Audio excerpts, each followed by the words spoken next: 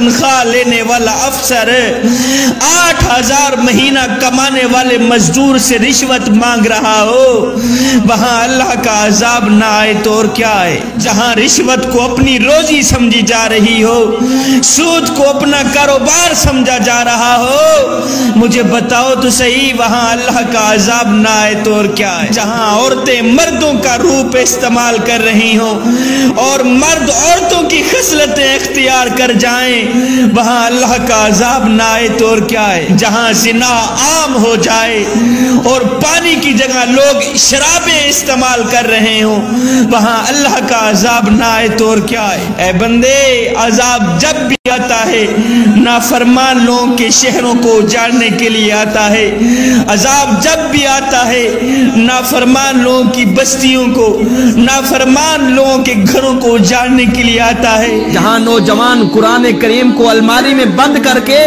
صبح سویرے اٹھ کر رومانٹک ناول پڑھتے ہوں، وہاں اللہ کا عذاب نہ آئے تو اور کیا آئے؟